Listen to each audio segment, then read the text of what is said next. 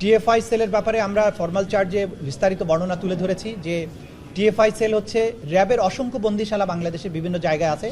বিশেষ করে র্যাবের যতগুলো ব্যাটালিয়ন আছে প্রত্যেকটা ব্যাটালিয়নের ভেতরেই একটা করে আলাদা বন্দিশালা, গোপন বন্দিশালা ছিল বা আছে। টিএফআই সেল হচ্ছে র্যাব হেডকোয়ার্টার পরিচালিত র্যাব 1-এর কম্পাউন্ডের ভেতরে উত্তরাতে অবস্থিত একটা দ্বিতল বিশিষ্ট বাড়ি, যেটার ভেতরে নিচে এবং উপরে মিলে প্রায় 29টি গোপন সেল আছে। তার মধ্যে এমন কক্ষ আছে যেগুলোর আয়তন হচ্ছে 3 ফিট বাই 3 ফিট, যেগুলো সিঁড়ির নিচে অবস্থিত, যেগুলোকে কবর সেল বলা হতো। এরপরে অন্যান্য সেল আছে সেগুলো 10 ফিট বাই 3 ফিট, এবং দুটো সেল ছিল যেগুলোকে ভিআইপি সেল ডাকা হতো। তার একটিতে ব্যারিস্টার মীর আহমদ বিন কাসেম আরমান, তিনি 8 বছর সময় ধরে ওখানে বন্দী ছিলেন, এবং সেখানে এই বন্দিশালায় দুটো ডেডিকেটেড টর্চার রুম ছিল যেগুলো সাউন্ড প্রুফ ছিল। সেখানে নানান ধরনের টর্চার ম্যাটেরিয়াল দিয়ে সাজানো ছিল। সেখানে ছিল বৈদ্যুতিক ঘূর্ণায়মান চেয়ার, যেখানে আসামিকে বসিয়ে হাত পা বেঁধে বৈদ্যুতিক চেয়ারটাকে দ্রুত বেগে ঘোরানো হতো এবং তার ফলে বমি করে ফেলতো বা তার মগজের মধ্যে এমন কিছু প্রতিক্রিয়া হতো, এরপরে আর কখনো সে সুস্থ স্বাভাবিক আচরণ করতো না।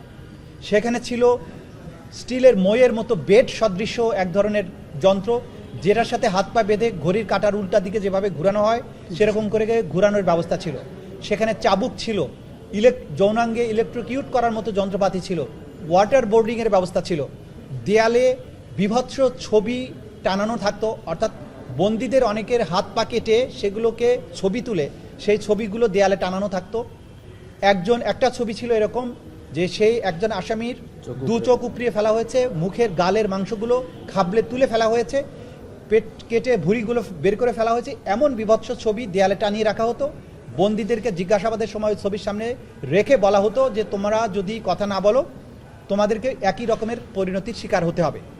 সেখানে আমরা পেয়েছি ড্রিল মেশিন, চাবুক, ইলেকট্রিকিউট করার মতো এই সমস্ত যন্ত্র, প্রহার করার যন্ত্র।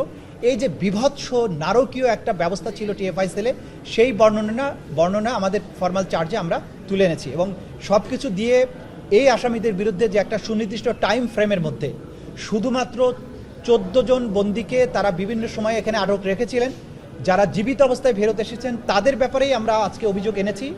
এর বাইরে যত আসামিকে এখানে নেওয়া হয়েছে, যারা কখনো ফিরে আসেনি, যাদের লাশ পাওয়া যায়নি, কোনো হোয়ার অ্যাবাউটস নেই, তাদের ব্যাপারে পৃথক তদন্ত চলছে। এই ব্যাপারে রিপোর্ট আসলে সেই ব্যাপারে আলাদাভাবে তদন্ত রিপোর্ট দাখিল করা হবে। এই 10 জন